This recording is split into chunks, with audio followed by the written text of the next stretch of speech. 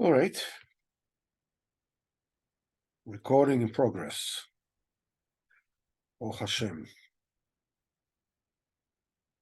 So we started saying, we are holding in the middle of Seif base. And it says, you should know that by Jewish people eating,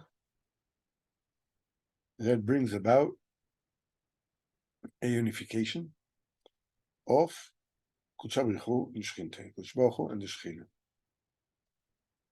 Not only this, but it's like the best kind of yichud there is, creme de la creme, apin ba'apin.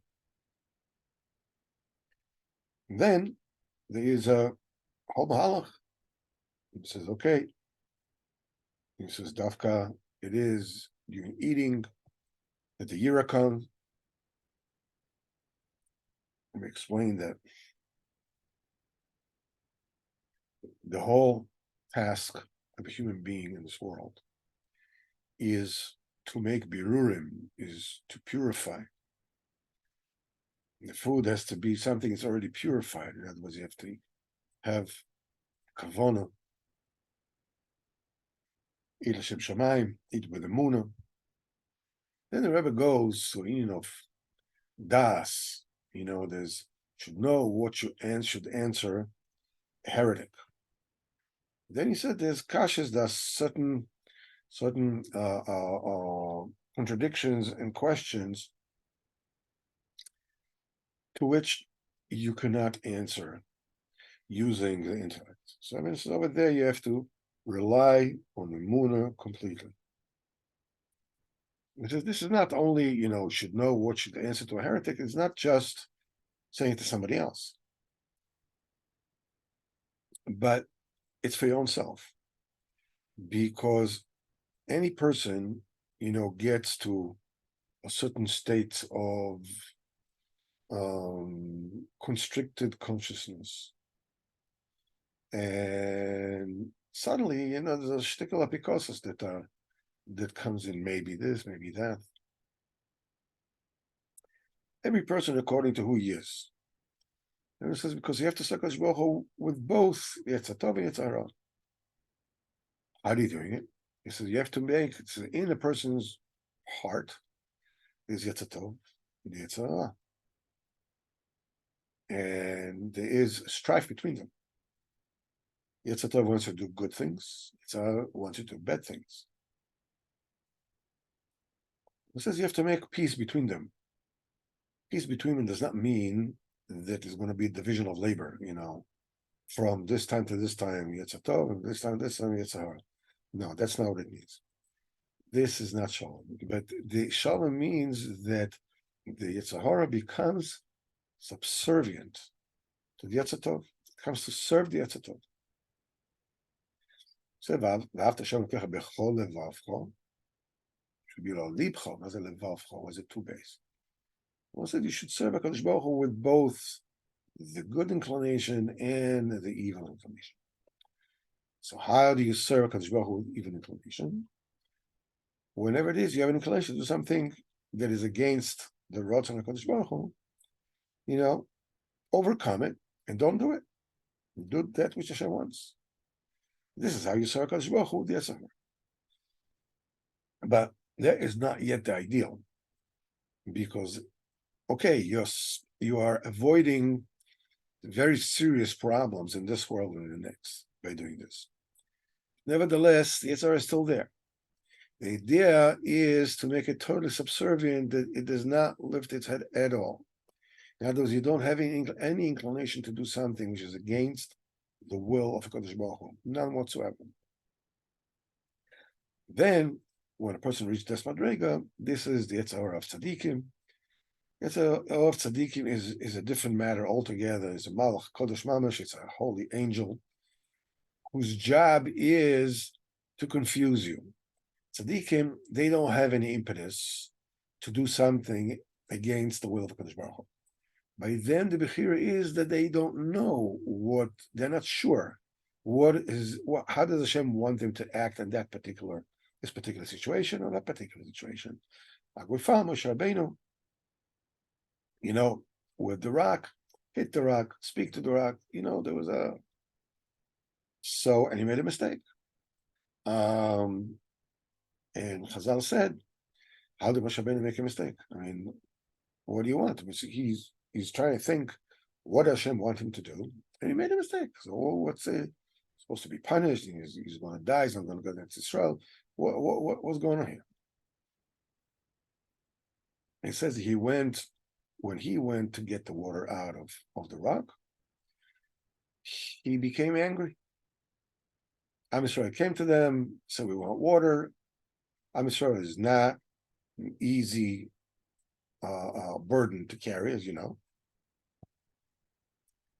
Moshe Rabbeinu got angry, and he said, Shimuna Amir, listen, you ungrateful, or those who try to teach their teachers, whatever it is, that he got upset, and he hit the seller. By the way, I believe, according to the Ramban says the mistake was not hitting the seller. The punishment came because he got upset. The measure says, Bal chlal kas, Bal chal tos. When a person gets angry, he makes a mistake. So the Yetzer Hara, as it were, got Moshe Rabbeinu upset. Since he got upset, his mind wasn't clear, and the decision he made was the wrong decision. So, but it's not a question did he want to do what HaKadosh Baruch Hu wanted him now. Obviously, Moshe Rabbeinu, Mashlas Tzadikim. So this, fighting against the Yetzer Hara, in our level, this is how we're doing it now. In other words, you are just avoiding bad consequences. But obviously, you're affecting good consequences. But the tachlis is to actually fix that strife in a person's own heart. How do you do that? You fix it at the root. What is the root of this strife between Yetzer Tov and Yetzer Hara? When it says, the main, progeny, I think that the source of the strife between Yetzer Tov and Yetzer Hara, its root is in the machlokes b'kedusha between the Tanoim and the Moraim and so forth and so on.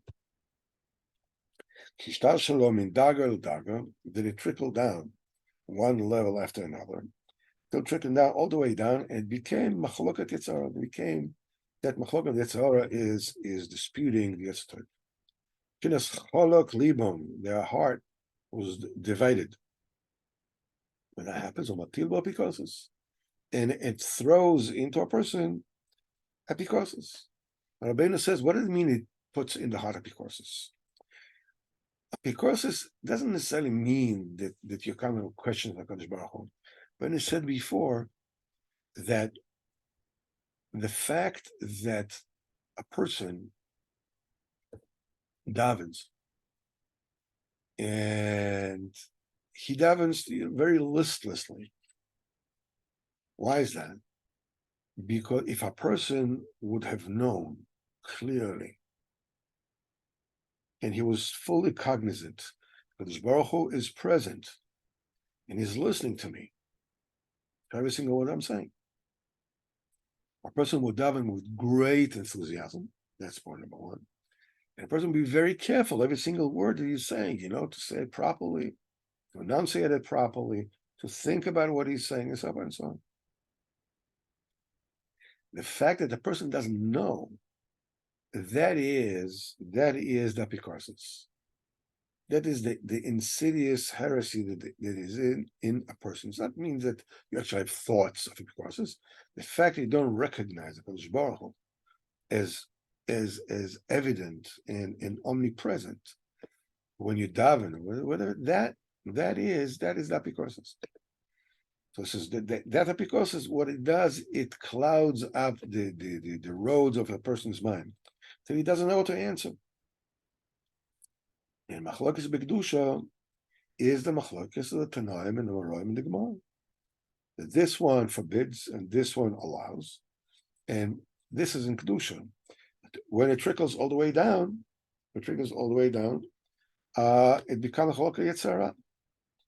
When a person solves the machlokes kedusha, mimela automatically is mevatel the chalaka yetzara,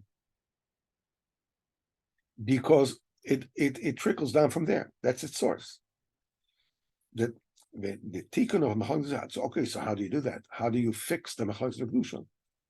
This is halachas psukos. You learn the halachas the way it is la'alocha. What's the final halacha? Kipsak halacha, the psak of the halacha is the piece and the decision of the machlokas Tanaim. And by learning poskim, a person connects to shalosh b'kedusha, and he fixes the machlokas b'kedusha. That eliminates the machlokas yitzhara in a person's heart.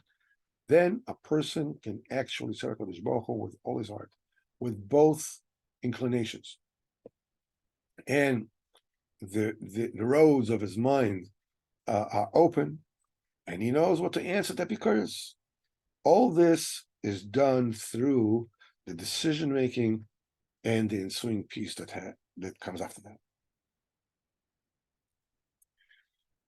We have to understand. So a person will say, okay, if that's the case, let me just learn, I don't know, something Shmir Shabbat Kilchosa, or Mishnah Brura, or the Baruch Hashem, the many very important Sfarim, of La'alocha, what is the verdict, what's the din.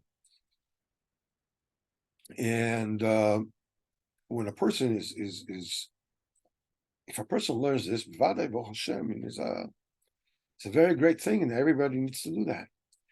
But that does not solve the machlokes b'kedusha, and mimele it does not eliminate the machlokes of the Yetzer Hara with the Yetzer Tov in his heart. To do this, a person needs to learn what is the machlokes about.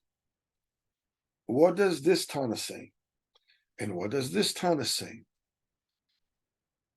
and how does Rashi explain the difference of opinions between the Tanaim?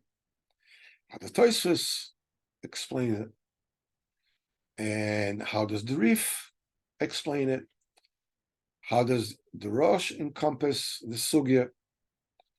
The Rishonim, the Achronim, the Ritva, the Ramban. This you go all the way up, to the Poskim Bnei Doreinu, and you learn what is the Psak Halacha, because knowing the different opinions of Tanoim and Amoraim is a prerequisite to making a peace, machlokes, the Yetzer Hara and the Yetzer Tov, because when you understand what, let's say, Tanakama says, and that, let's say, the Tanakama says that a sukkah that is higher than 20 amas is 20 amas is tfachim. Sorry, tfachim is possible, and the I'm sorry, 20 amas. Rabbi Yehuda says no. What is the reason of Tanakama? What is the reason of Rabbi Yehuda? So, according to Rashi, is one thing. According to Tosfos, is another thing. But comes the question, okay, so Tanakama says one thing. Rabbi Yehuda says something else. So the question is, who's right? The answer is Eilu ve'Eilu divrei Elokim Chaim. They're both correct. They're both right. Rabbeinu says that Al Pisoid, Tzadik v'toivloi, tzadik v'raloi. Tzadik v'toivloi is somebody that halacha is like what he says. His opinion is accepted halacha. Tzadik v'raloi is a tzadik that his opinion does not become halacha. We don't understand what that means. But one thing we know is Elu ve'elu divrei Elokim chai. They're both words of a living Hashem. And you need to know both of them.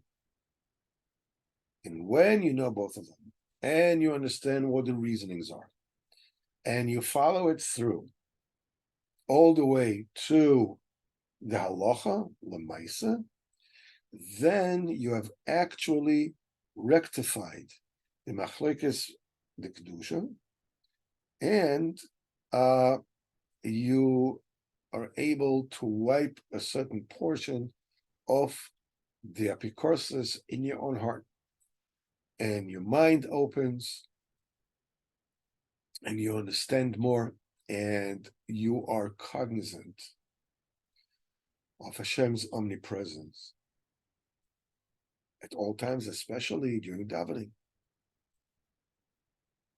So they say, okay, so what should I do? What should I do during davening? How should I daven? Well, how should I do it? Should I think, here's Hashem, here's a... Yeah, well, to say, Shivitz Hashem, that's a big thing. But Lamaisa, what a person actually needs to do is a person needs to simply talk to Kadosh Baruch Hu and know that the Kadosh Baruch Hu is there, whether I am aware of it or to which degree of awareness I'm aware, it doesn't matter. It's okay. Accept it the way it is. Learn Poiskim. Learn what the Gemara says, learn what the Poiskim afterwards say, learn what is while. Okay, so what should I do in the meantime when I'm davening? Nothing. Just talk to the Kodesh Baruch Hu. I remember Blazer Shom Mashik used to say Kodesh Baruch Hu. Where's the Kodesh Baruch Hu? In the Siddur. Yeah, in the Siddur. You're talking to Kodesh Baruch Hu in the Siddur. Don't get, here he is and he's listening. Don't get into this. It will happen automatically as you rectify the machlokes between the Yetzer Hara and Sarah. It'll happen automatically. I have a person that I know that spoke, about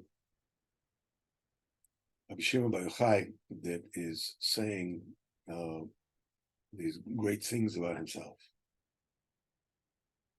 And he says he's not boasting. Obviously, he's not boasting. But Rabbi Shimon Bar Yochai is totally cognizant of the presence of Kodesh Baruch Hu. He's connected to Kodesh Baruch Hu at all times. He's connected to infinity, to life in this world and the next world. Boasting is for somebody who thinks that there's only one world. So there's something to be had when having other people think great things about me. So I'm boasting. But tzaddikim, like Shem Vaychai, like Rabbeinu HaKadosh, when they boast, as it were, it's a sparus kodesh. They are actually sanctifying the name of Kodesh Baruch Hu. The Yelud Isha, that a mortal can achieve this kind of madrega. What a glory it is to Kodesh Baruch Hu that created people like that, the shamas like that reach this kind of heights. It can say these things about himself. When it says Likutey Moharan, people don't understand what humility really is. The true humility is when a person can say about himself the greatest compliments and feel absolutely nothing. Moshe Rabbeinu said to Am Yisrael, Hashem told me, wait, I'll ask Kodesh Baruch Hu, tell me what to tell you. He's telling his own praises, to Am Yisrael. He didn't have any pride from it. That is true Nova. True Nova is not like, oh, leave me alone. No, I'm nothing. That is not true Nova. Obviously, a person is whatever it is, just shies away from these kind of automatically. But true Nova, at the real Nova is the Nova, the real tzaddikim, that they can say, they can praise themselves, in truth, and still remain without any feeling of haughtiness or anything, nothing. That is true Nova. So, we said you have to make peace in your heart. So the letters of the word Shalom is Shin Lamed Vav Nun, is Rosh Teves Natrikon Veda Ma Shetoshem Lapikeres. You should know what to answer to the heretic. Shalom, it is through achieving this peace. Our person knows to answer that because in his own heart. And this is all encapsulated in the pasuk where it says, Odcha beyosho levav, I will thank you in a straight heart, in a heart where the Yetzer Tov, Yetzer Hara, Vav, both are in unison. When belamdi mishpatei tzidkecha, Odcha beyosho levav, when I learn mishpatei tzidkecha, levav daika, both hearts, Shnei Tzorim, Emasai, when this happened, when actually I learned the words of your judgment, Mishpatim, Hainu, Alidei Limud Poiskim. Zat Hashem, Kadosh Baruch Hu, Zat Hashem will do chesed with us, give us refuah shleimo and good health and good tidings, Gashmis, Beruchnis, Zat Hashem. And Zat Hashem will see the Gula Shleima V'Heo B'Yameinu. Amen. Zat Hashem, tomorrow night, Zat Hashem, we will make a repeat performance, as it were, in B'Rasam Mismetesh.